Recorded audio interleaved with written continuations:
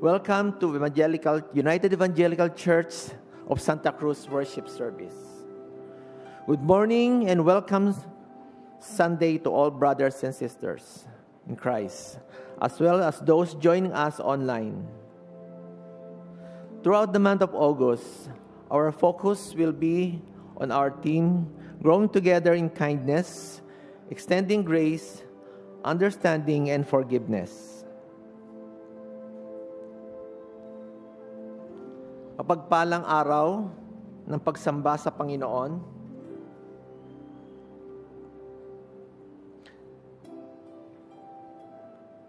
Kamusta na tayong ang bawat isa sa atin? Marahil pasalamat itong panahon upang pasalamatan natin ang Panginoon sa nakaraang isang linggo sa kanyang pagpapala sa bawat isa sa atin. Sa buwan ng Agosto, marahil ay meron tayong special occasion. Ito ang panahon upang pasalamatan natin siya kung tayo man ay nagdaraos ng anibersaryo, wedding anniversary, o kaya man tayo ay nakakarana. Ito ang ating buwan ng ating kaarawan. Ito ang panahon upang pasalamatan natin ang ating Panginoon. Kung tayo po man ay merong naranasang pagsubok, problema, o karamdaman, isuko po natin ito lahat, itong panahon upang isuko po natin ang lahat sa Panginoon. Dahil alam natin na ang ating Panginoon ay siyang makapangyarihan. He is sovereign. Alam natin na hanggang huli tayo ay magtatagumpay dahil our God is a relational God. Our God is a covenantal God. And He is sovereign over all. Alam po natin na tayo ay magtatagumpay sa bandang wakas. Let us now ready our hearts as we invite Reverend Gonzalo Pe to lead us in the pastoral prayer. Ihanda po natin ang ating mga puso habang inaanyayahan natin si Reverend Gonzalo Pe upang pangunahan tayo sa ating panalangin pastoral.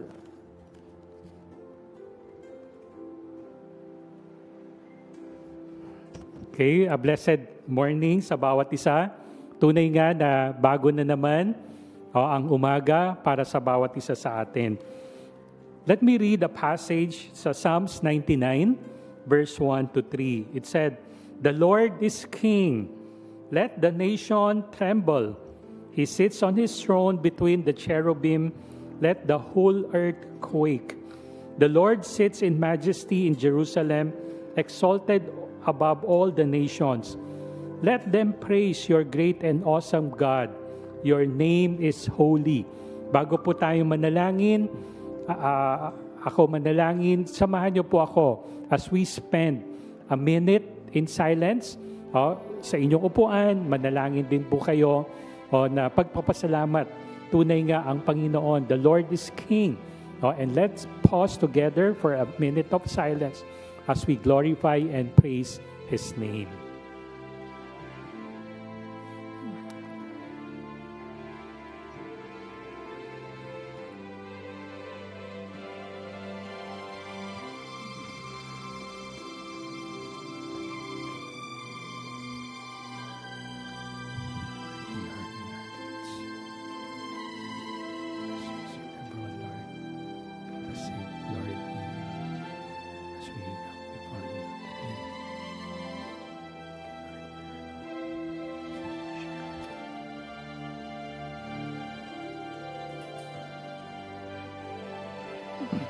Our most gracious Heavenly Father, as we are gathered here today in fellowship with one another, setting aside this time solely for you, to worship you, to praise you, to offer our praise and worship, to hear you speak to us, and to live here in this place, shape a little bit more into the likeness of Jesus Christ. So we come humbly and quietly before you, praying together. Hear our prayer, Lord. Lord God, We thank you for those times this week where we were able to laugh, where we were able to smile. Those times of fellowship and friendship that we have enjoyed, of sharing meals together, when we appreciate the beauty of nature, when we felt the peace in our hearts, when we pause to be grateful for the life you have given us, for the family and friends that we can enjoy these things, for a blessed opening ceremony of our school ministry, UECS. For all these things and so much more, we know that we are blessed. And in gratitude and thanksgiving and joy, we pray, hear our prayer, Lord. For our days of difficulties and struggles, for the times when we have been less than our best, we give you thanks that you do not turn away from us and that we are never alone. Just like what have been written in Psalms 103 verse 10 says, God does not treat us as our sin deserve or repay us according to our iniquities. It is also written in your word that tells us that when we confess our sin, you are gracious and just to forgive us and help us to start anew. Truly, Lord, you are so gracious, forgiving.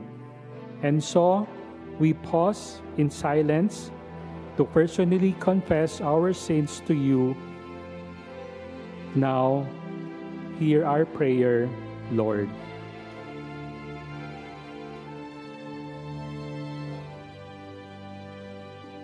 Lord, we lift to you our church. We want our church, UEC Santa Cruz, Laguna, to be a strong and vital church in our community. We want to be used by you to love, to make a difference in the lives of others. As what we need today, the need of hope, the need of acceptance, the need of love, compassion is great in our generations today. And you are the answers to those needs. Help us to grow, to show others the way to you through our ministries, and most of all, through our lives and example as we imitate the Lord Jesus in our lives. Hear our prayer, Lord. We lift to you our country and its leaders. We thank you that the government employees can go back and serve the people. And as they had been given enough pay, increases in their salary, may they continue to be faithful in serving the citizen. We pray that egos and power plays will be set aside in the government and that wisdom, vision, and collaboration for a better economy for the betterment of the citizens will prevail. You are sorely needed. Hear our prayer, Lord. Lord, for those who are sick, suffering, who are lonely, who are misguided, or just in need of your presence, we ask that you would touch them with your healing, with your guidance, with your peace. You have those on our prayer list, though we cannot name them one by one, but we know, Lord, you know them. Hear us now as people in this congregation lift out loud the names of those whom we are asking you to bless, whether our family members, friends, church members, relatives. So, Father, Lord, in your mercy, hear our prayer.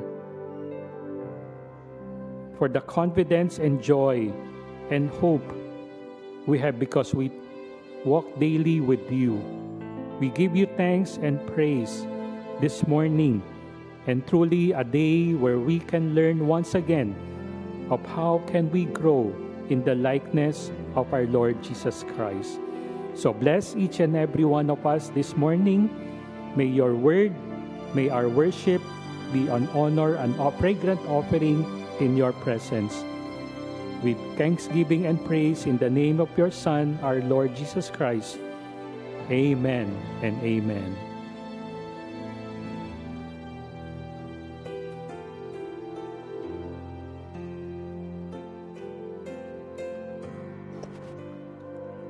Let us now come together with thankful hearts and lift our voices in praise to God. Let us all stand in reverence in the presence in our call to worship.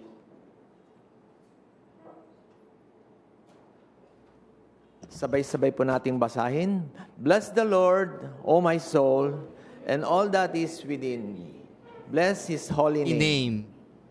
Bless the Lord, O my soul, and forget not all His benefits, who forgives all your iniquities, who heals all your diseases, who redeems your life from destruction, who crowns you with loving kindness and tender mercies, who satisfy your mouth with good things, so that your youth is renewed like the eagles. Yahweh ay papurihan, aking kaluluwa, at lahat ng nasa akin nagsisimpuri sa Kanya. Purihin mo sa tuwina ang banal na ngalan niya. Yahweh ay papurihan o aking kaluluwa, at huwag mong kalilin. Mabubuti ang kanyang gawa. Ang lahat kong kasalanay, siya ang magpatawad, at anumang sa aking sakit, ginagamot niyang lahat. Sa bingit ng kamatayan, ako ay iniligtas, at pinagpapala ako sa pag-ibig niyang sarili ang dulot niya ay kasiyahan habang buhay.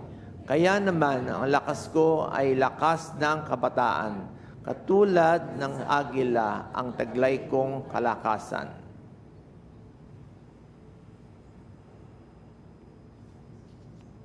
As wai sima gabe olo ya ho hua huan ti guai lai bine abe cheng xiong ye xing mia wai sima di be cheng xiong ya ho hua thang wei kilit i iche un hui i xia bian di iche zui yat i ti di iche phua pi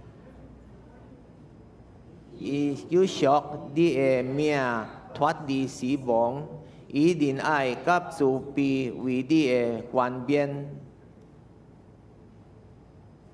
ý yên bí bút họ đi sổ quan tít ý đi chọc ý đi chín chiu yên lão huệ tóng ý yên bí bút họ đi sổ quan tít đi chọc di yang lao wet. As we prepare our hearts, let us welcome the praise and worship team to lead us. Let us lift our voices together in gratitude and praise for His steadfast love and mercy.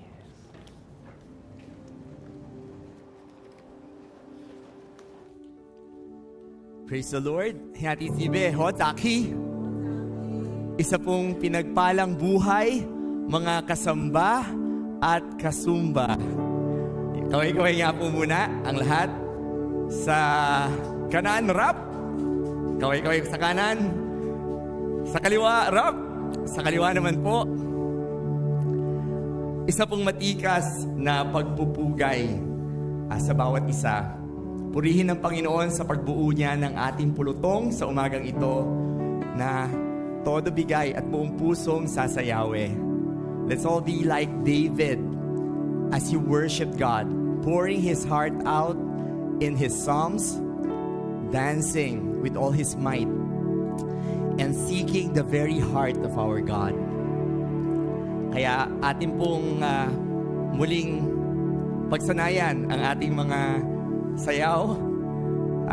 Aawitin po natin ang Magalak sa tahanan ng Panginoon. So, pagdating po muli sa koro, we will all be raising our hands. Taas po natin ang kamay natin. And we'll be singing, Magalak, lahat sumayaw. Magalak, lahat humiyaw. Sigaw ng hallelujah sa Panginoon. Muli, magalak, lahat tumanaw. Magalak, lahat. Presensya mo'y tumatanglaw. Sorry. O, hallelujah sa Panginoon. Muli, magalak, lahat sumayaw. Magalak, lahat humiyaw, sigaw ng hallelujah sa Panginoon. Magalak, lahat tumanaw. Presensya mo'y tumatanglaw. O, hallelujah sa Panginoon. At pangalawang awit naman po, ang papuri. Pagdating sa koro, taas muli ang kamay. Sabi natin, ha, lehelu, hu, ya, Yahweh. Ha, lehelu, hu, ya, Yahweh. Okay, mukhang handa na po ang lahat. Sige po. Pasamba, God. Patsak po natin ating mga paa. Sabayan natin ng palakpak ang ating masigabong paginda para sa Panginoon.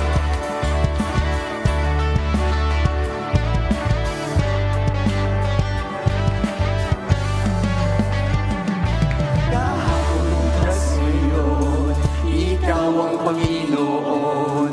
Kailan may di magbabago. Inalayang bilanggo, dagat ay hinawi mo, sa panig mo ay mananalo. Ito na po!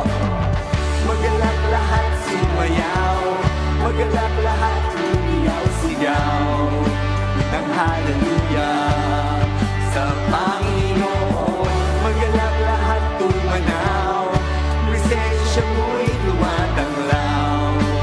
Oh, hallelujah sa Panginoon. At tuloy lang po ang palakpak.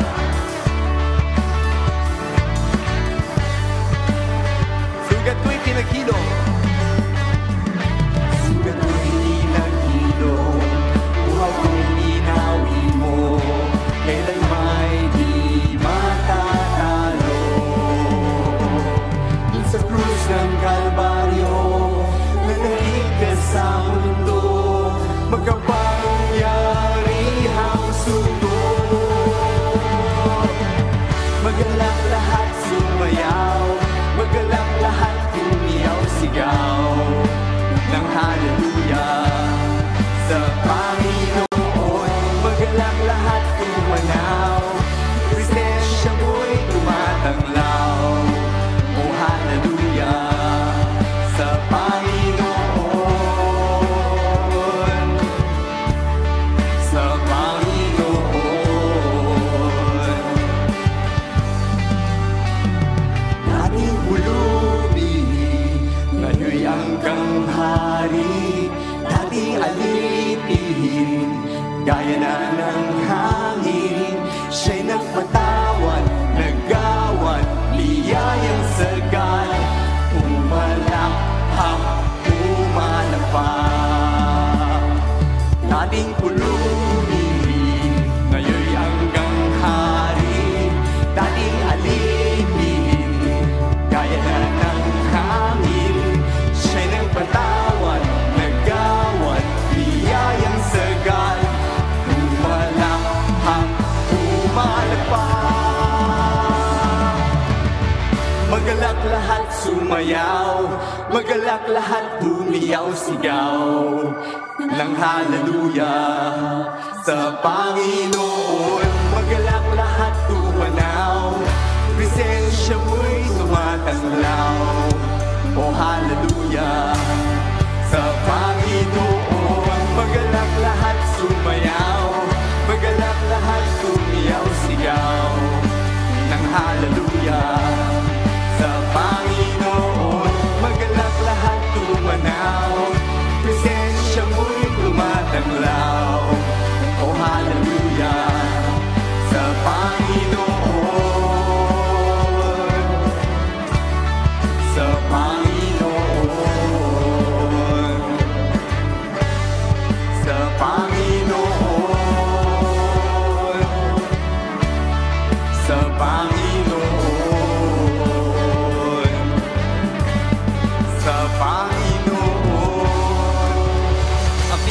sa palakpak sa ating nag-iisang tagapagligtas si Jesucristo. Pakisipan nga po yan kay inyong katabi kung yan po ay humihinga pa. Saludo po kung humihinga ka pa. Parang wala humihinga. Saludo po. Sabi po sa salita ng Diyos, ang bawat may hininga na kanyang nilikha ay dapat na magpuri sa kanya. Ano pat lalo tayong kanyang mga anak. Palakpak po. Bawat isa humihinga, magpuri ka, at sumamba. Bawat isa humihinga, magpuri ka, at sumamba. Sa lambakan o kawalugan, sa katiyakan o alinlangan, tayo'y kauntiman na palibutan. Diyos papurihan, Diyos papurihan, lundot ang kalaban.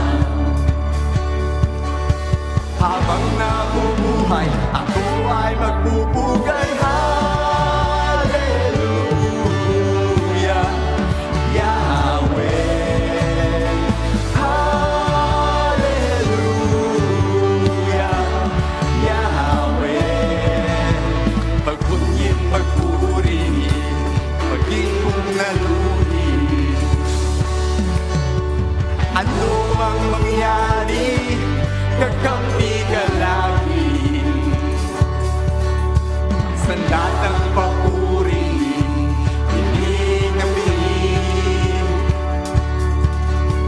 Lakas ng dilim sa buong gagabi. Habang nabubuhay, ako ay magpupugay. Hallelujah, Yahweh. Hallelujah, Yahweh. Sa Diyos na buhay, ako'y tagumpay, todo bigay mag-ingay. Hallelujah, Yahweh. Hallelujah, Yahweh. Kapangyarihan, kaharian, pinagtagumpayan ang libingan. Katotohanan, katapatan, kailan may hindi mahihigitan. Kapangyarihan, kaharian, pinagtagumpayan ang libingan. Katotohanan, katapatan, kailan may hindi mahihigitan.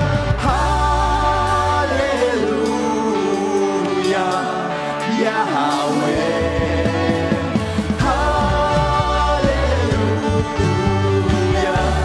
Yahweh. muli. Hallelujah, Yahweh.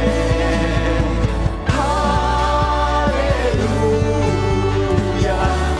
Yahweh. Sa Diyos na buhay, ako'y tagumpay, todo bigay mag-ingay. Sa Diyos na buhay, ako'y tagumpay, todo bigay mag-ingay. Sa Diyos na buhay, ako'y tagumpay, todo bigay mag-ingay. Hallelujah,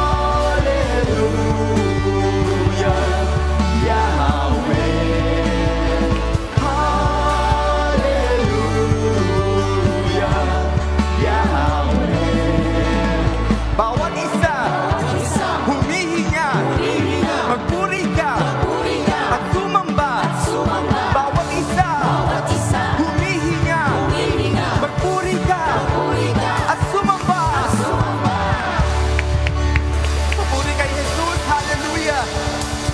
Sa pinuno ng hukbong Jesus at sa kaibuturan ng ating pagdiriwang at pagsasaya ay ang pagkamangha sa kadikilaan ng ating Panginoon. sa kadakilaan ng kanyang kapangyarihan, ng kanyang pagmamahal at pagpapala. Tunay nga, wala siyang katulad, kamangha-mangha. Panginoon, dakila ka, kamangha-mangha ka, pangyarihan sa lahat, karapat-dapat. Panginoon, dakila ka, kamangha-mangha ka, pangyarihan sa lahat, karapat-dapat. Panginoon, dakila ka, kamangha-mangha ka, pangyarihan sa lahat, karapat-dapat. Panginoon, dakila ka, kamangha-mangha ka, pangyarihan sa lahat, karapat-dapat. Panginoon, dakila ka, kamangha-mangha ka, pangyarihan sa lahat, karapat-dapat. Tunay nga, Jesus, walang ibang karapat-dapat ng aming pagsamba, ng aming pagpuri, ng aming pasasalamat, kundi ikaw lamang, ang tanging ngalan na naibigay sa ilalim ng langit upang kami ay masagip sa aming mga kasalanan. Kamangha-mangha, Jesus, ang inyong presensya sa aming harapan. Kamangha-mangha ang iyong kadakilaan.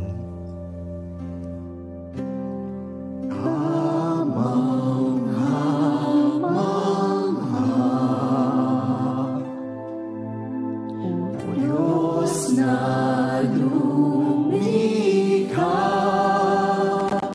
sa kalawakan, ang buhay ko'y hamog lamang, wala kang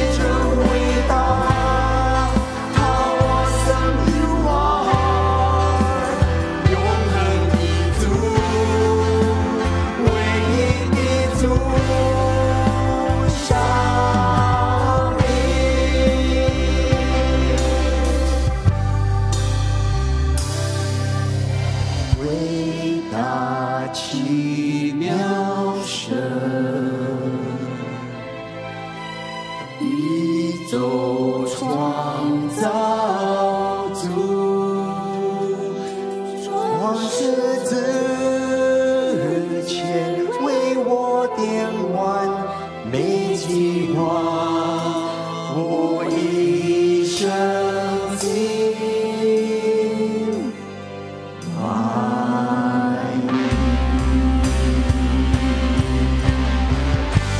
How great is your name, Lord?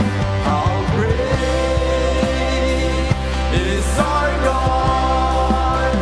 Sing with me, how great is our God. And all will see how great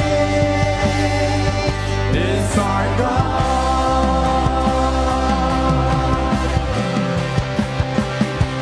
How great is our God. Sing with me, how great is our God. And all will see how great is our God. All the glory belongs to the Lord. And all of the glory, honor, and power we give to you, O Lord. For you are worthy of our worship. There is no one like you. And all of the glory, honor, and power we give to you, O Lord. For you are worthy of our worship. There is no one like you. There is no one like you. There is no one like you.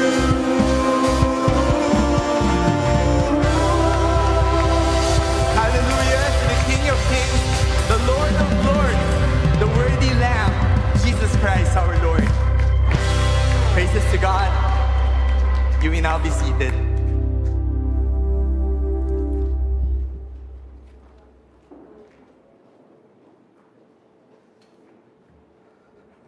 Purihin ang Panginoon at mukhang nag-enjoy ang lahat sa Yahweh sa pangunguna ng ating worship hips.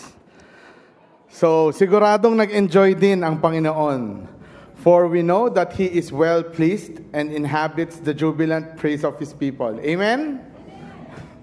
So ngayon naman po, para kumalma ang hapo, ating ihanda ang ating mga puso sa pakikinig ng pangaral mula sa salita. Let us turn our Bibles to Galatians chapter 5, verses 22 to 23. But the fruit of the Spirit is love, joy, peace, patience, kindness, goodness, faithfulness, gentleness, self-control. Against such things there is no law.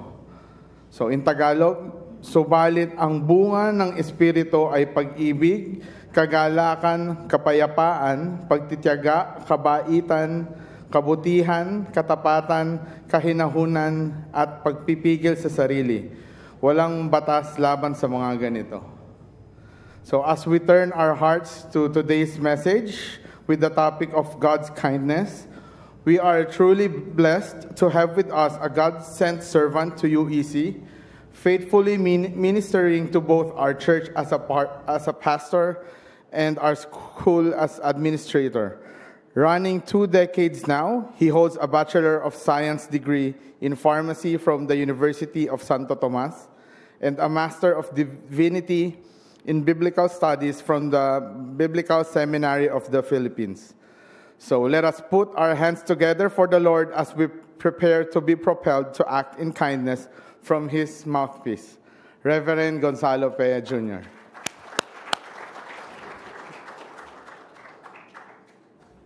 Thank you.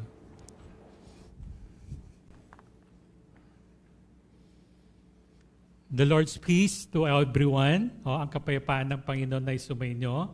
Indeed, parang maganda yung introduction. Ngayon lang ako nakarinig ng ganun. Introduction para sa atin. But nevertheless, hindi naman po yun yung important.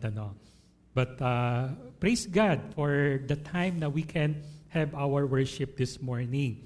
Now, siguro tama din naman minsan, once in a while, to introduce your pastors, kung ano yung kanyang pinagdadaanan. At the same time, I would like to ask, how many of you still remember our theme for this year? No, wala na, no? Kasi nung January pa yun. Kaya kailangan natin balik-balikan. As our theme, yung na-mention actually ni Brother William for the month of August, our theme yung for this year is yung fruitfulness in God's faithfulness. Isang parte po yan, pagiging mabunga sa katapatan ng Panginoon. Fruitfulness in God's faithfulness, a year of the Lord's harvest. During the start ng second quarter ng taon, inumpisahan po natin yung fruits of the Spirit. And we have been studying this fruit, and praise God, we are already on the half of the 9 fruit of the Spirit. Nasa gitna na po tayo. Alin kaya dyan yung gitna ng fruit of the Spirit? Yes, tama. For this month of August, ang fruit number 5 na ating pag-aaralan para sa buwang ito ay kindness o kabutihan. And this morning, this fruit of the Spirit is such an important one, and one that is sadly lacking in our society today. Ito po yung medyo kulang sa ating sosyedad sa ngayon. We are living in a world of cynicism. Yung pagiging sincero, katapatan ng isang tao, ito ay hinuhusgahan o distrust of other sincerity. Criticism, sarcasm, it seems that people have forgotten how to be kind to each other. And the sad thing is, although it is easy to be unkind to others, right? Mabilis maging unkind sa ibang tao. Nevertheless, ganun din. Hindi rin naman mahirap maging kind sa ibang tao. Ano nangyayari? If we are focused on ourselves, narito kasi yung problem. If we focus on ourselves, ito yung term na madalas naririnig natin ngayon, yung salitang entitled. Okay? We either just don't take time or we don't make an effort to be kind. When Paul described love doon sa 1 Corinthians 13, familiar tayo. The first 2 words he used were patience and kindness. Diba? Love is patience, love is kind. So kindness involves compassion, caring, and giving. Kindness is necessary para yung ating sosyedad to exist in some form of decency and respectability. Kindness is love active and alive towards other people around you. Okay? Whereas yung love talks about attitude. Okay? Love, yung joy, okay, has to do with our emotions. Peace has to do with our mind. And patience has to do with our reaction. Diba? Huwag ka maging impatient. Yung na-learn natin last week. And kindness has to do with our behavior. Kaya ang prayer natin this morning, that I will grow, I will grow in kindness as I allowed the Spirit to inspire my behavior. Okay, so ang prayer natin, we will grow in kindness as we allowed the Spirit to inspire our behavior o yung ating behavior dito sa mundo. Kindness is not just the way you feel towards others, but how you act towards them. Ang isang tao na kind-hearted but never acts on those feelings in his or her heart, it is not actually kindness. Nararamdaman mo yung kindness, gusto mong mag-kind, pero hanggang doon lang, hindi yon actually kindness. And this world today, we need a lot more kindness. Amen? Our life needs a lot more kindness. The people around you, around us, need more kindness. So tignan natin itong kindness na ito, kabaitan. First, yung kabaitan at ang Panginoon. We will see what the Bible tells us about kindness and God. Okay, number 1, about kindness and God. Okay? First, makita natin that God's kindness is part of His character. Yung kabaitan ng Diyos, ito ay parte ng Kanyang pagiging Diyos. The Bible tells us that God's kindness, isa ito. Okay? It is the very heart ng character ng Panginoon. When God revealed Himself to Moses, sabi niya, at sino ka bang God ka? And God proclaimed, sabi niya sa Exodus 34, The Lord, the compassionate and gracious God, slow to anger, abounding in love and faithfulness. Ito yung pagsabi ni God sa sarili niya tungkol kay Moses. And we will see God's kindness has to do with His compassion, grace, and love. So here makita natin, God present Himself to Moses as a compassionate and gracious God, abounding in love. Gracious, compassionate, abounding in love. At itong word na love na ginamit sa Hebrew, Hebrew word ng love, in this verse is an important word relating to God in the Bible. Kasi itong love na sinabi dito is related to kindness, His mercy and faithfulness. Tatlo kindness, mercy, and faithfulness.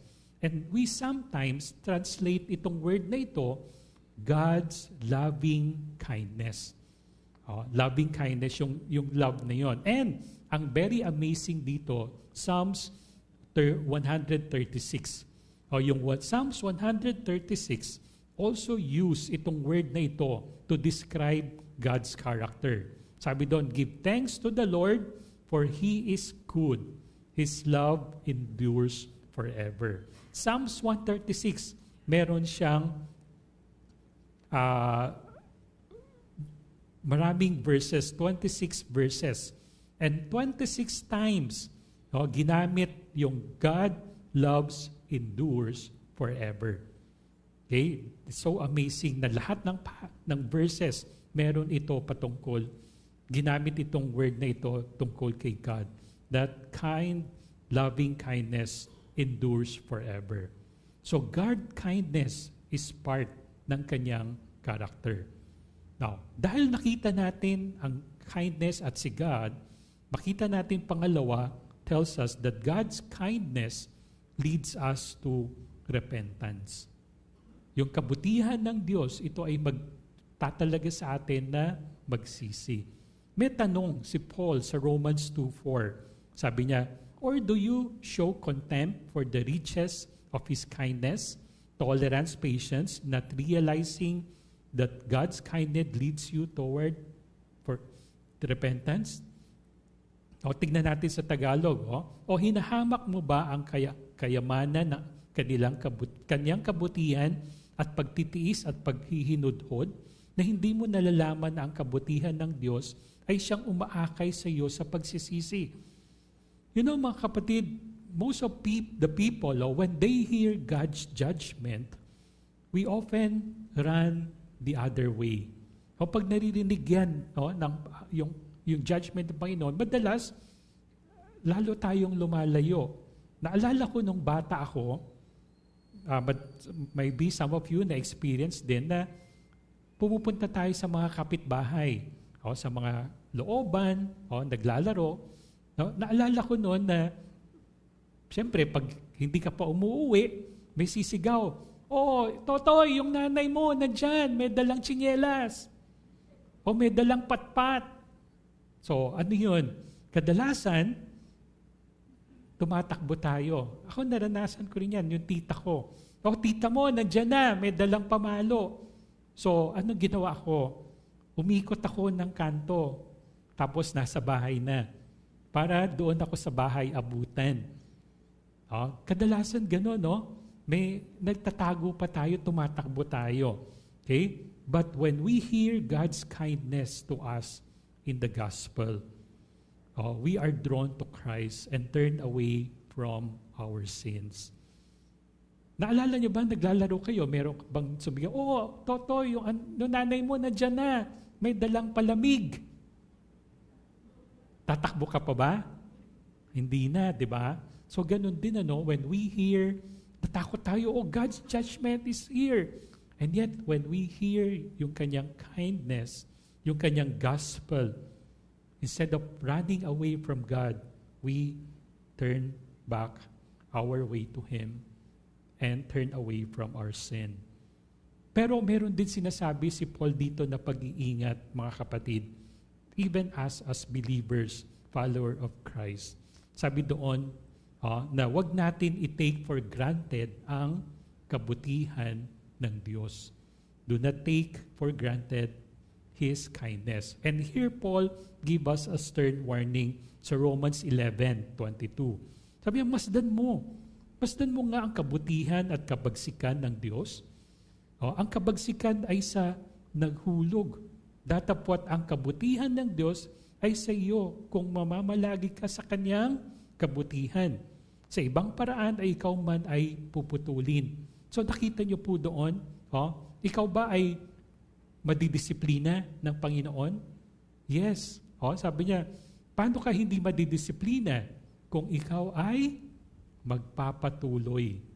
If you continue in His kindness, nandiyan ba? Magpapatuloy ka sa mga aral ng Panginoon, then you will not be disciplined.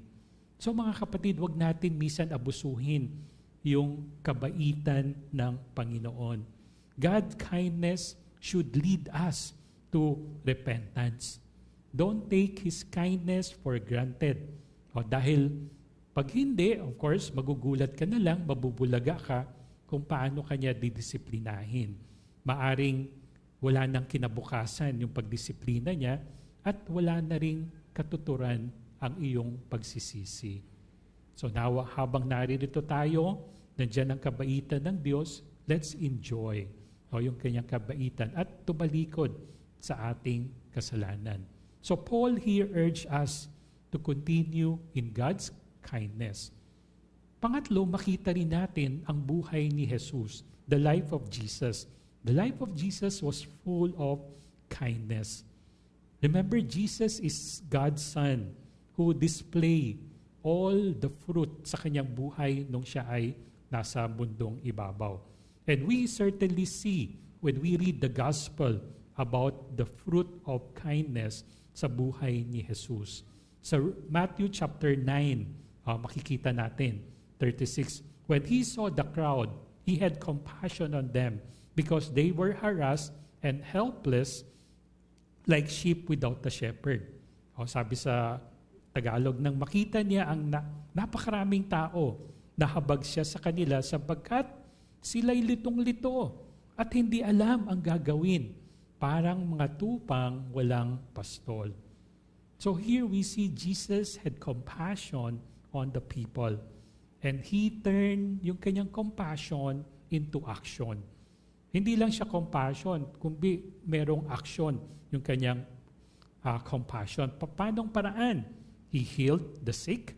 He fed the hungry. He touched the lepers. He taught the crowds. And He took time with people.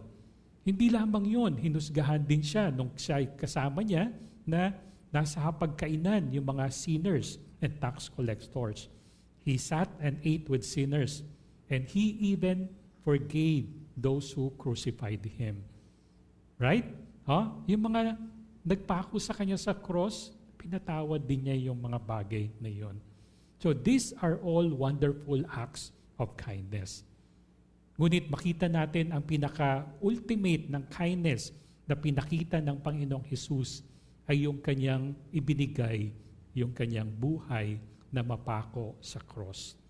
Ephesians 1 tells us, in Him we have redemption through His blood, the forgiveness of sin, in accordance with the richness of God. Tinubos tayo ni Kristo sa pamamagitan ng kanyang dugo at pinatawad sa ating mga kasalanan, ganoon kasagana ang kanyang kagandahang loob.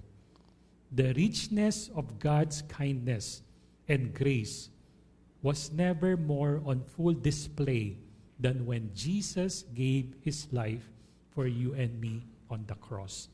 Ito yung pinaka-ultimate na makita natin ang kindness, kabutihan ng Diyos nung kanyang anak na ipinako sa cross para sa iyo, para sa akin. Okay, so here we see the kindness and God. Yung God at kindness, ito ay ang kanyang character. And we see that yung kindness ni God, daway ito ay magdulot sa atin na magrepent sa ating mga kasalanan. And seeing the life of Jesus was full of kindness, this brings us to our second point, yung kindness and God's grace. God's kindness and grace go together in the Bible. Magkasama parati ito. God's kindness is part of His grace to us. When we considered God's kindness in relation to grace, several things comes to mind. Una, yung kindness ni God, ito ay undeserved. Kabutihan ng Diyos, undeserved. The Bible tells us God's kindness is undeserved. Sabi sa Titus 3:4 and 5, ngunit nang mahayag sa atin ang kabutihan at pag-ibig ng Diyos at na ating tagapagligtas, iniligtas niya tayo, hindi dahil sa ating mabubuting gawa, kundi dahil sa kanyang habag. So the kindness of God is shown to us in Christ, completely undeserved. In fact, it is exactly the opposite of what we should deserve. Diba? We do not deserve God's kindness, but rather His sternness. We did not deserve God's kindness, but rather His just punishment for our sin. God did not save us because we were good, but because He is kind. Yung kabutihan ng Panginoon. Makita rin natin na hindi natin deserve yung kindness ng Panginoon. Hindi rin natin ma-earn yung kindness ng Panginoon.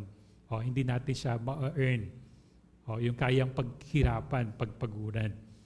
Very familiar sa atin yung Ephesians 2:8 and 9. Di po ba? Sapagkat dahil sa kagandahang loob ng Diyos, kayo ay naligtas sa pamamagitan ng pananampalataya.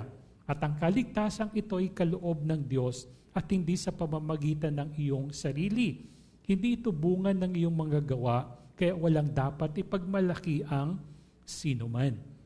Okay, so ang kagandahang loob ng Panginoon, hindi natin siya kayang i-earn.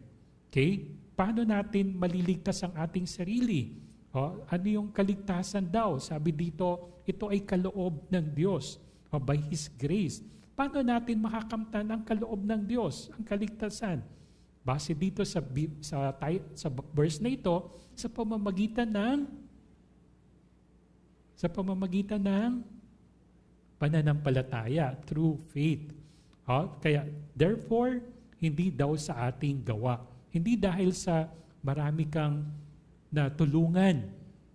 Tama yung tumulong, pero hindi yun yung pwede mo ipamukha sa Panginoon. Na bakit hindi mo ko papapasukin sa langit? Okay, president ako ng Kawang Gawa. Ang dami naming na-rescue, ang dami naming natulungan. Ngunit sabi doon, hindi daw yon, kundi ang kaloob ng Diyos na kaligtasan ay sa pamamagitan ng gawa.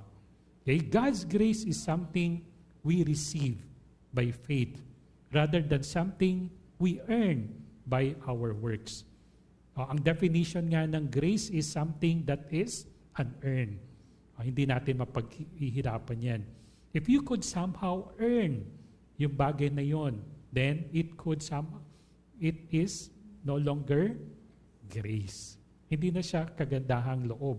Kasi pinagbayaran mo yun eh. Okay? So, here we see kindness not only we don't deserve it, kindness not only because we don't earn it. Pangatlo, makita natin God's kindness should motivate us to be kind to others. Matthew 18:33, Jesus sums up the parable of the unmerciful servants with this word. Hindi baga dapat na ikaw naman ay mahabag sa iyong kapwa, alipin, na gaya ko namang nahabag sa iyo? Okay, shouldn't you have mercy on your fellow servant, just as I had on you? In other words, because God has been merciful to us, we have an obligation to be merciful to others. Ang madalas natin yan naririnig, di ba? Hindi lamang sa teleserye, sa pelikula, even sa totoong buhay. Kung Diyos nga ay nagpapatawad, ano susunod? Tao pa kaya or ako pa kaya? Di ba? Yun yung mga kataga natin. Kung ang Diyos nakakapagpatawad, ako pa kaya? Sino ba ako sa Diyos? Right? But these are some words and it's true. Ito yung gusto ng Panginoon sa atin. Kasi yun gaya ng Panginoon na nagpatawad. But remember, do not be kind to others simply because of obligation. Okay? Huwag tayong maging kind dahil obligation to eh. Kasi ito yung gusto na pala. No.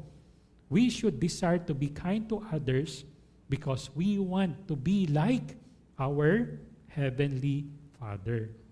Hindi ito command to be kind, but rather because our God is a kind God at gusto niya tayo bilang follower niya ay maging kind din sa others. Never all think of kindness and obligations to others. Naobliga ako kasi Kristiyano kailangan obligado maging mabuti. No, hindi po yun ha. Alisin natin. Kung hindi, dahil gusto natin gayahin ang ating Panginoon. Dahil ito ang gusto ng Panginoon sa atin na maging mabuti. Okay? In Luke chapter 6, 35-36, but love your enemies, sabi ng Panginoon. Do good to them. Ito ang gawin mo. Mahalin ninyo ang inyong mga kaaway at gumawa kayo ng mabuti sa kanila. Kung mapahihiram kayo, magpahiram kayo at hindi umaasa ng anumang kabayaran. Gusto natin to. At malaking gantimpala ang tatanggapin ninyo at makikilala kayo ng anak ng kataas-taasan. Yung mga humiram dyan ha, baka naman sabihin nyo, sabi pala, huwag kang umasa na babayaran kita. Hindi po ganun to ha. Hindi ganyan ang ibig sabihin nito. Okay? Love your enemies. Do good to them. You know what happened when you love your enemies? You're kind to them. Diba? Yung point kasi dito na pagkaaway mo, ginawan mo ng kabutihan, definitely hindi ka naman niya masusuklian agad. Yun yung ibig sabihin nun. Pero kung kayo ay humiram sa akin, kailangan yung bayaran. Talagang nag-expect ako ng bayad. Hindi yun kaaway. Kasi kapatid kita eh. So, kailangan yun. Okay? This is what tells us. Being kind. Motivate us to be kind to others. Okay? As sons of our Heavenly Father, we should be kind to others, not simply out of obligation, but because of our love for God. And we want to be like our Heavenly Father. Gaya ng sinabi nga ni Jesus kanina, be merciful, just as your Father is merciful. So when we consider God's kindness in relation sa kanyang kabutihang loob, in relation to His grace, tatlong bagay yung nakita natin. Nakita natin yung kindness ng Panginoon, hindi natin deserve. Nakita natin yung kindness ng Panginoon, hindi natin to kayang pagbayaran. And nakita natin pangatlo, na yung kindness ng Panginoon should motivate us to be kind to others. Gaya nga ng sabi, God freely gave His grace to you, how can you not freely show grace to others? Okay? So we have looked kung ano yung kindness at ang Panginoon. Na-establish natin yan. We have looked at kindness of God and His grace.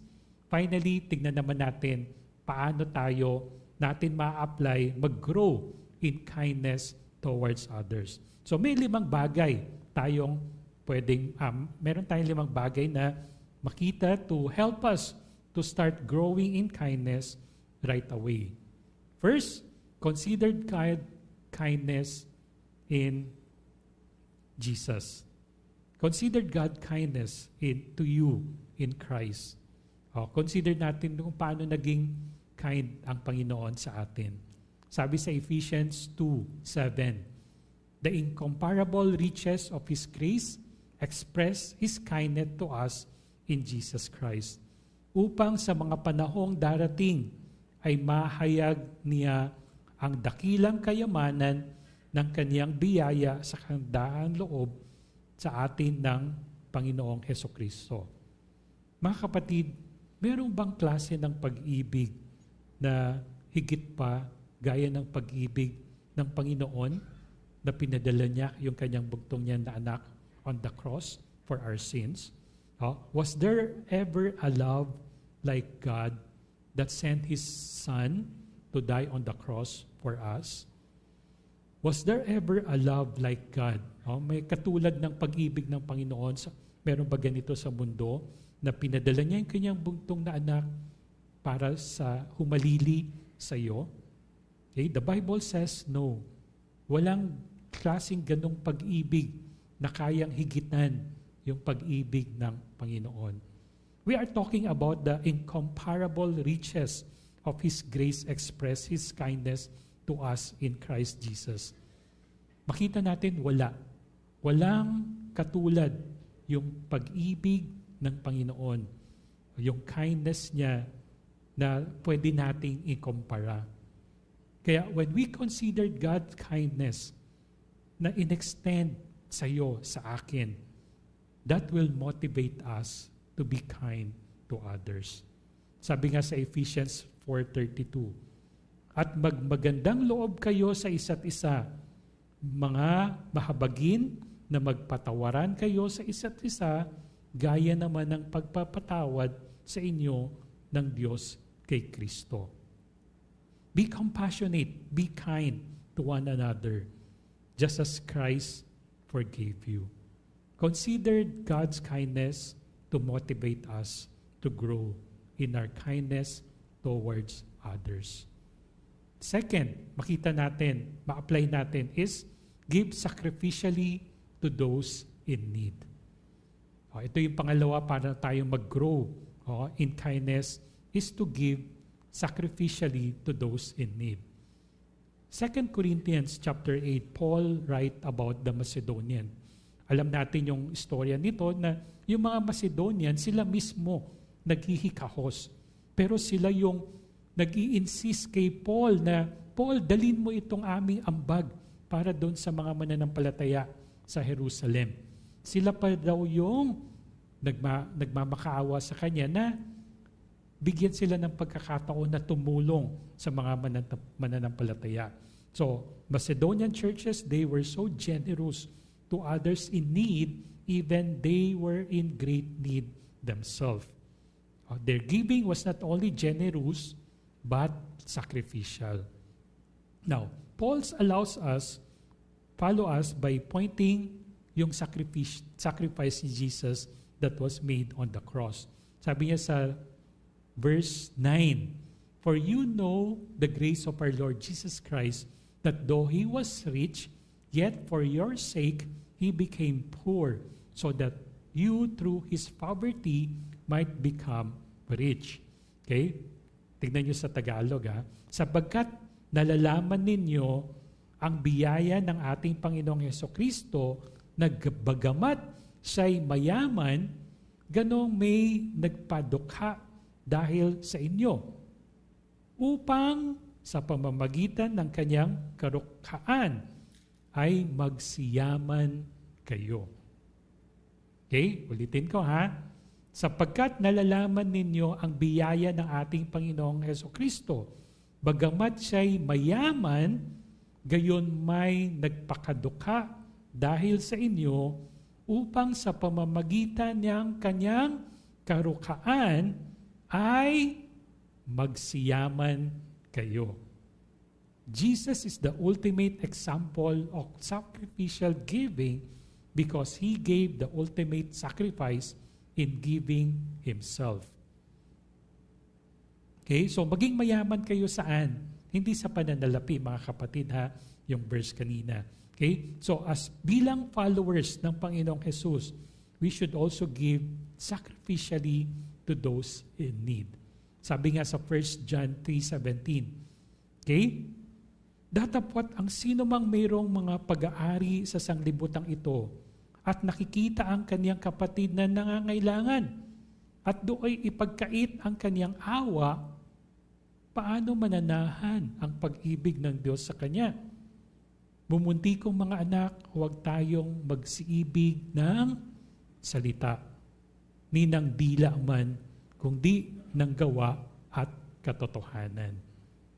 Okay? If anyone has material possessions and see his brothers in need, but has no pity on him, how can the love of God be in him?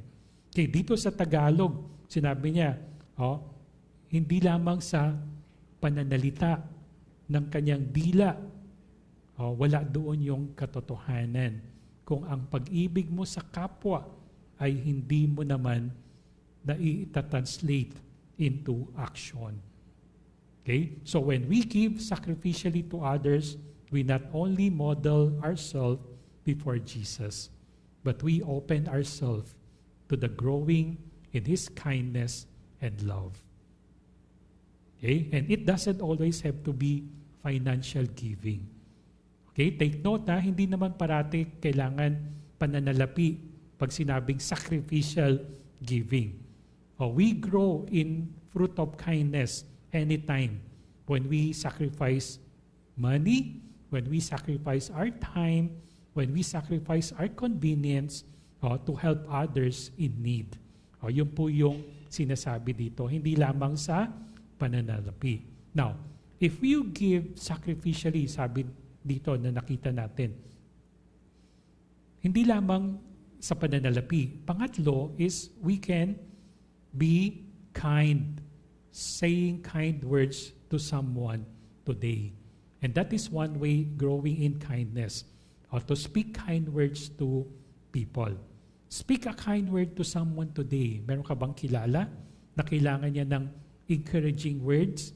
Okay, sabi sa Proverbs 12:25, okay, ang kabigatan sa puso ng tao ay nagpapahukot, ngunit ang mabuting salita ay nagpapasaya. Or yung ibang salin, nagpapahukot, kabalisaan. You know what's nagpapahukot? Okay? Yun yung parang, yung tao nakaganon na. Kasi siguro sa English, diba? Yung way down. Yung, parang ganon na yun siya, nagpapahukot. Wala na. So siguro sa sobrang bigat or balisa. Okay? But sabi, a kind word. Ngunit mabuting salita, nagpapasaya. So, real talk lang tayo, real talk. Nasabi ko na before, speak kind words to someone today, you know. Maybe not today, maybe tomorrow or next week. Huwag nyo nang hintayin na nakaburol na o pinaglalamayan na. Then you start to say, this person is so kind, etc., etc. Nasabi ko na yan before. If you have something kind words to say to me, say it right now. Maybe tomorrow. Meron kang gustong padala ng bulaklak, padala mo na sa akin ngayon. Huwag na yung nakaburol na ako kasi hindi ako makakapag-thank you sa inyo. Hindi ko may enjoy yung mga magaganda nyong puna sa akin. Real talk, right? Say it today. Maybe not today, tomorrow. Na nakita kang maganda, say it. Right? Tama naman, right? Don't say it when na pinaglalamayan na ako. Hindi ko na ma-appreciate. I appreciate habang buhay ako. Say it now and I'll appreciate you. So mga kapatid here, we have no idea what disappointment, discouragement people are struggling with each day. Yung katabi natin, tumatawa siya, masaya, but we don't know yung struggles niya, disappointment niya. Probably kinikim-kim lang niya. Oh? Don't add burden to them by our discouraging word. Rather, speak to them kind word in the midst of their struggles to lift them up, to cheer them up. Oh, a kind word actually costs you nothing. Tama ba? Hindi mahal yung kind word. So speak kind word to someone today. Okay? Pang-apat, as we grow in kindness, remember the promises of God for those who are kind. Okay? So kanina nakita natin sacrificial giving. Isa napapaisip tayo, right? Pero ito pang-apat, remember God's promises for those who are kind. May pangako ang Panginoon doon sa mga gumagawa ng mabuti or sa iyong kabutihan. We read kanina sa passage sa Luke about enemies, di ba? Sabi, love your enemies, do good to them, lend them, do not expect na babayaran kanila, not getting anything back from our enemies, but you should expect to receive back from the Lord. So yun yung maganda doon. Hindi man niya masuklian ang iyong kabutihan. Meron Panginoon sa itaas na siyang hindi lamang susuklian, kung hindi, sobra-sobra pa yung sukli na ibibigay niya. Okay? God has promised to reward us when we are kind. Sabi sa Proverbs, okay, nandiyan na, no? A man benefits himself. Ang maawaing tao ay gumagawa ng mabuti sa kanyang sariling kaluluwa. Ngunit ang taksil ay bumabag sa kanyang sariling laman. Okay? Meron bang dito mga may iniindang kalamnan na sakit? Do you have feel na medyo masakit yung mga inyong kalamnan? Maaring ito yon, ano? Okay? Hindi ka masyadong kind at ikaw ay natetense. Again, sa Proverbs 19, he who is kind to the poor lends to the Lord. Ang naaawa sa duka ay nagpapautang sa Panginoon at ang kanyang mabuting gawa ay babayaran sa kanya ulit. Okay? So, another one, so Hebrews 6:10. God is not unjust. He will not forget your work and the love you have shown Him. Sapagkat ang Diyos ay hindi liko upang limutin ang inyong gawa at ang pag-ibig na iyong ipinakita sa kanyang pangalan, sa inyong paglilingkod sa mga banal hanggang kayo'y nagsisipaglingkod sa Kanya. So here mga kapatid, we see na God really rewards of your sacrifice, your kindness. And this is not something na sabi-sabi lang. Ito makita natin nasa salita ng Panginoon. When you give freely, without seeking a reward from others, sabi doon sa Luke, but God has promised to reward your kindness. So look to Him for reward. That's the fourth, na para tayo mag-grow sa kindness. Okay? And lastly, okay, ito yung last, is develop the fruit of kindness in your life sa pamamagitan ng panalangin. Okay? Pray. Ipag-pray nyo ito parati sa inyong sarili, sa inyong puso, na kayo ay makadevelop ng kindness sa gabay ng banal na Espiritu. Ask God to develop this fruit of kindness in your life. So here, mga kapatid, nakita natin 5 paraan for us to grow in kindness. First, consider God's kindness to you in Christ. Sacrificial giving to those in need. Speak kind word to someone today. Remember God's promises to those who are kind. And lastly, pray that you will pray to develop kindness, this fruit of kindness in your life. So here mga kapatid, nakita natin that God's very character is marked by His loving kindness towards us. Without God's kindness, pag wala yung kabutihan ng Panginoon, definitely all of us are lost. God has been kind to us in many ways. His greatest kindness was sending His Son, Jesus, to die so that we could be saved. God has been so kind to us. How can we not be kind to others? Again, yung prayer natin that I will grow in kindness as I allow the Spirit to inspire my behavior. So, make a commitment today, mga kapatid, to be kind to others as God has been kind to you. Realize that kindness is not just something you feel in your heart. O hindi lang to feeling, but something to do with your hands and with your feet. Okay? Look out to someone who needs your help today. Speak to them word of kindness to those who may be discouraged. Ask the Holy Spirit to inspire your behavior so that you may grow more like Christ in our kindness towards others. Amen? If allowed ng Panginoon, next week, titignan naman natin isang story sa Bible kung paano pinakita itong kindness na ito ng Panginoon. Okay? So let's pray. Our Lord, we thank you again for today.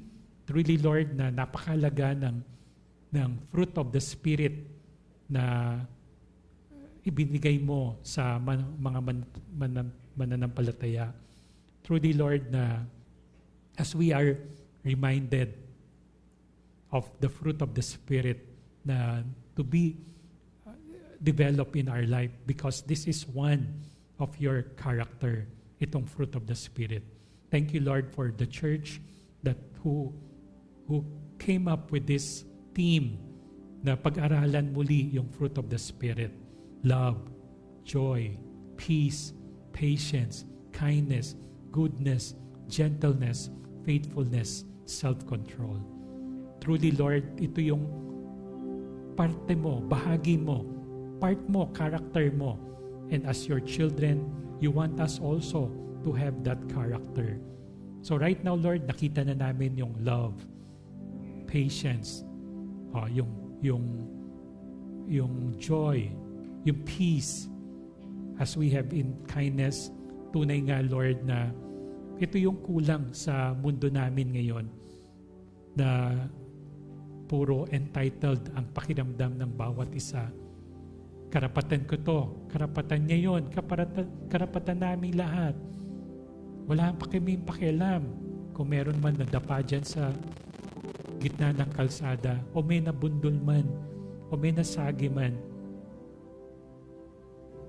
As long as kami ay maayos. And this is what we have been seeing in the world today.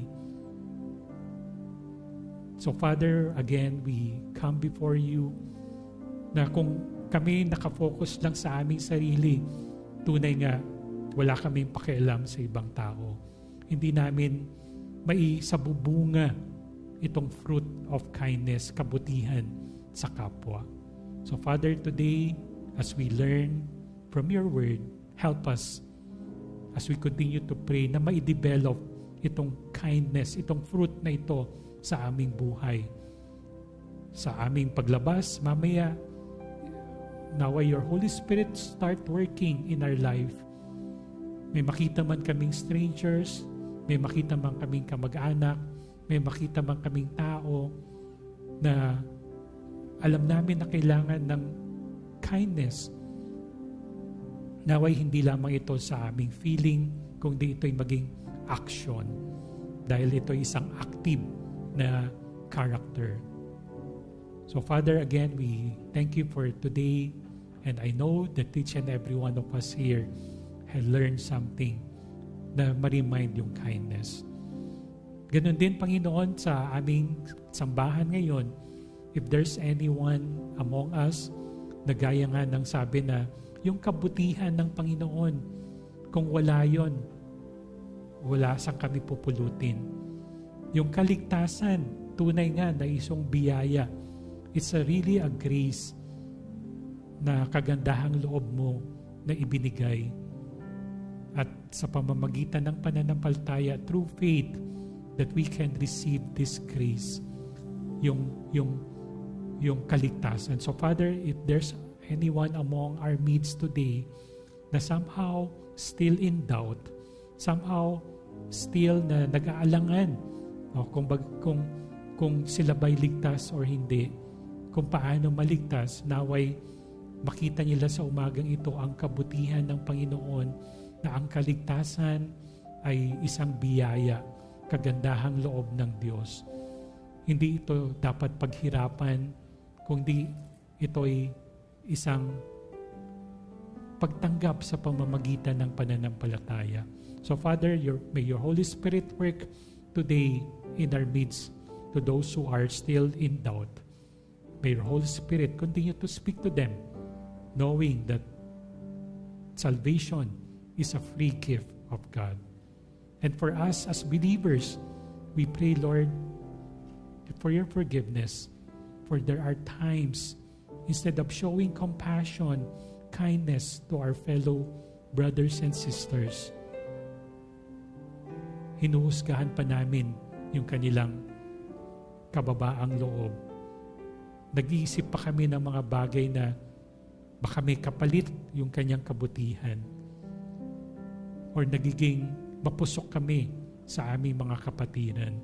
So Father, we pray for your forgiveness, that truly as a children of God, mapakita itong kindness na ito.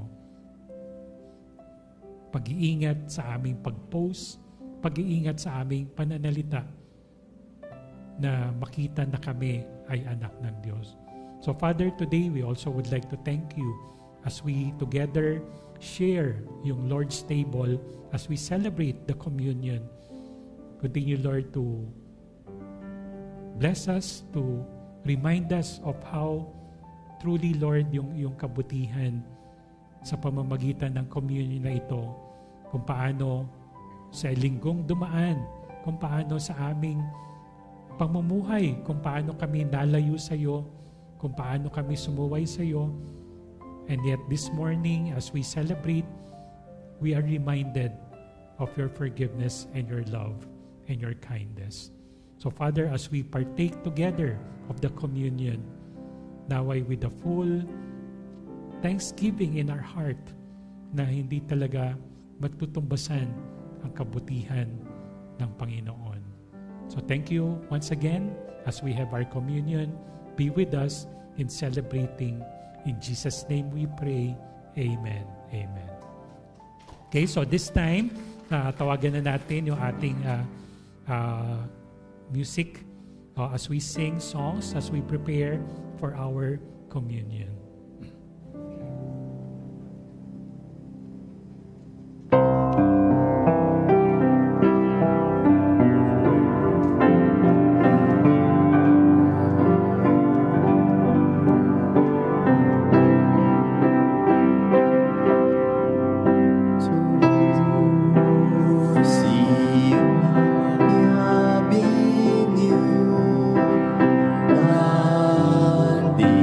You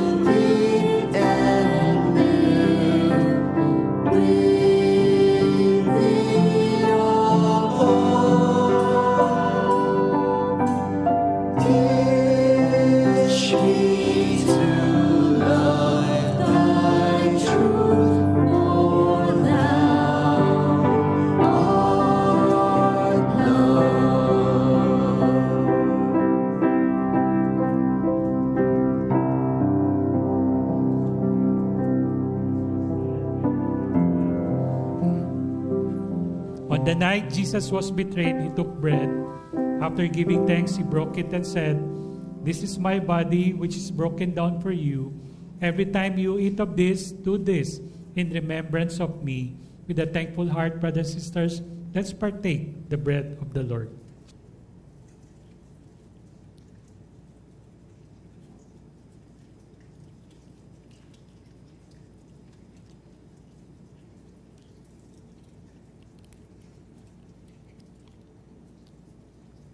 After supper, in the same manner, he took the cup.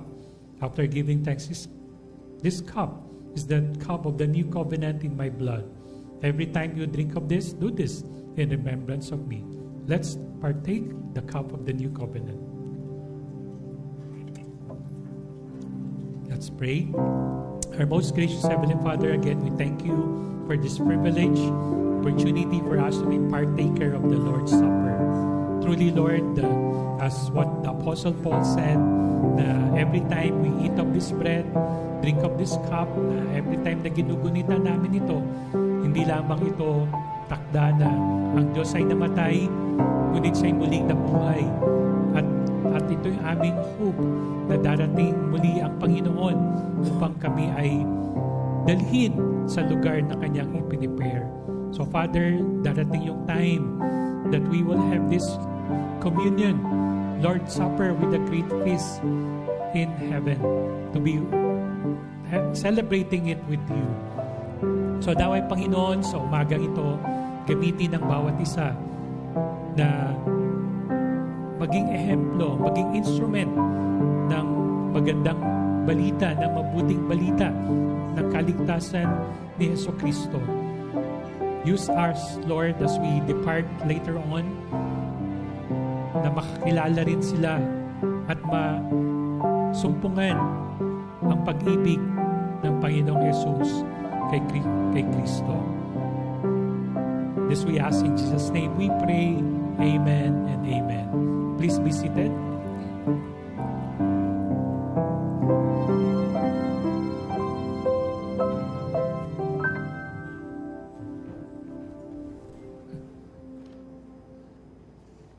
Thank you, Reverend Gonzalo Pe, for the sharing.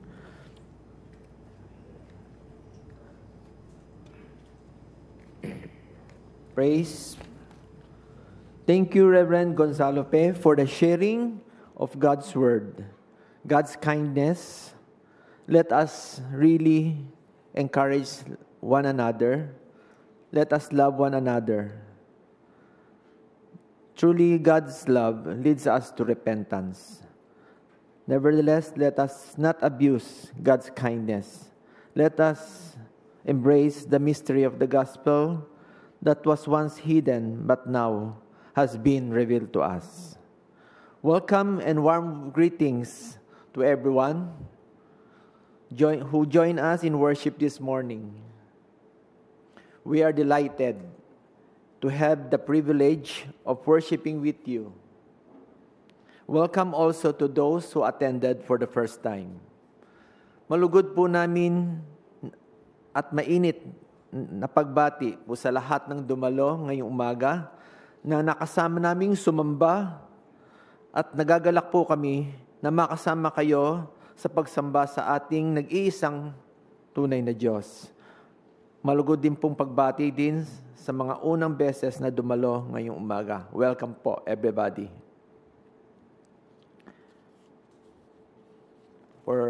We have some announcement. Inaanyayahan po natin ang bawat isa na dumalo sa ating Adult Sunday School every Sunday, starting at 7:45 at up to 8:45. Inaanyayahan din po natin ang lahat ng ating mga children. Kung meron tayong children sa bahay, samahan po natin sila dito sa bahay-sambahan. Meron po sa ating welcome center, doon po sa second floor po. Nandun po ang ating Children's Sunday School.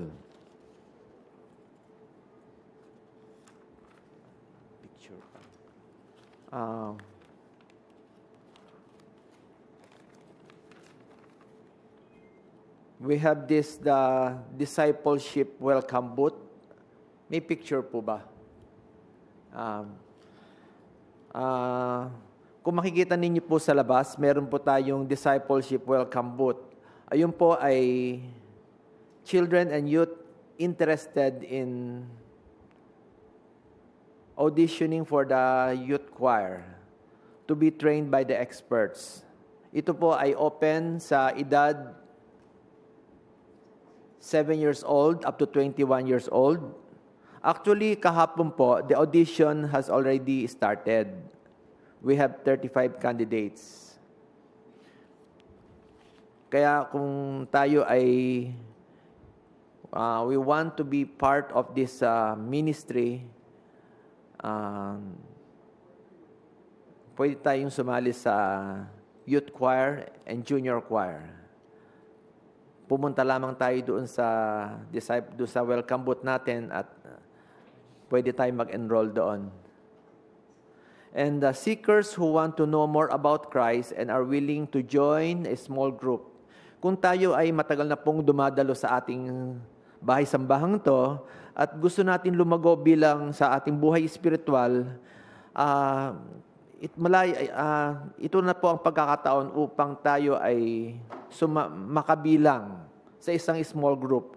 Dahil upang lumago ang ating buhay espiritual, we need to study in depth ng Word of God. Magkaroon tayo ng accountability group, mentoring group na siyang magtuturo sa atin upang tayo ay mas lalong lumalim sa ating buhay espiritual at pananampalataya. Meron din po tayong isasagawang baptismal class for individuals who have professed faith in Jesus Christ. Ang lahat pong tumanggap na nanampalataya sa ating Panginoong Jesus na may naising sumunod sa tubig ng bautismo, na hindi pa ay ito na ang pagkakataon upang tayo ay mabautismuhan dahil ito ay open mula edad 13, 13 years old and above who are interested in going the water baptism. Kaya ito na ang pagkakataon upang sabihin natin doon sa welcome booth din, the tentative date for the start of the baptismal class is on August 24 at 4 p.m. at the Welcome Center.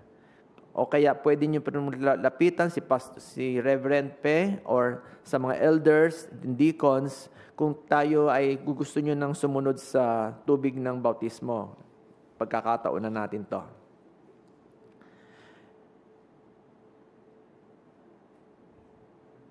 And to all baptized born-again believers who have professed faith in Jesus Christ as their Lord and Savior, we encourage you to join the ministries by enrolling.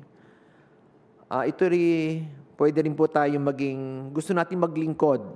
Tayo ay nabautismuhan na, tayo ay dapat magpatuloy sa gawain ng Panginoon sa pamamagitan ng pagiging ushers tuwing Sunday. O pwede rin tayong maging volunteer sa Sunday School Clay Center. Pwede tayong magturo sa Sunday School, pwede rin tayong maging volunteer sa Tribe Youth Center. Sabi nga po, once we become a Christian, tayo ay patuloy na maglingkod sa Panginoon upang tayo rin po ay lumago sa ating buhay pananampalataya.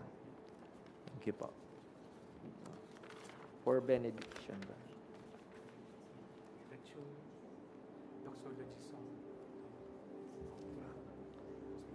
Doxology song. Yeah.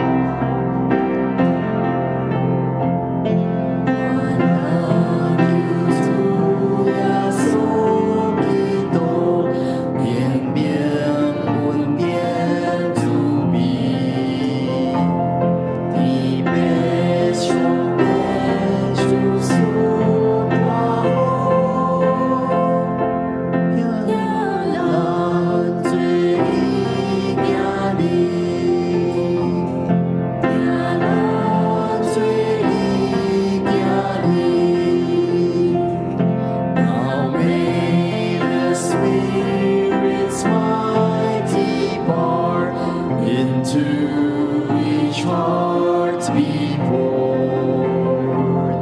The three-in-one abide in us, now and forevermore. Now and forevermore.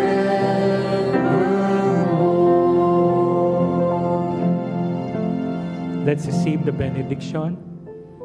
Ang kagandahang loob ni Jesucristo, ang pag-ibig ng Diyos Ama at ang pakikisama ng banal na Espiritu Santo. And now may the grace of our Lord Jesus Christ and the love of God the Father and the fellowship of the Holy Spirit be with us all until Christ's coming again. Amen. Amen.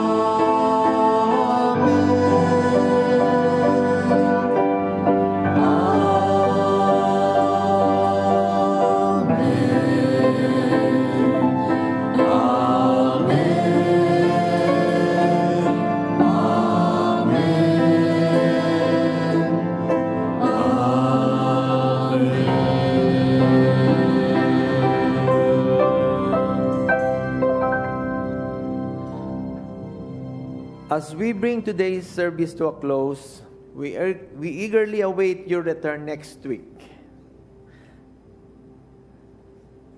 Let us press on together with this month's theme, growing together in kindness, extending grace, understanding, and forgiveness. Let us carry the message of the cross we have heard and worship we have shared into our daily lives. We have been refreshed and renewed by the presence of the Holy Spirit, and now we are sent out to be His hands and feet in the world. God's work is our hands and feet. This concludes our service, but let us continue to witness, to win, and to win for Christ. Batiin po natin ang bawat isa. Kristo mustahan.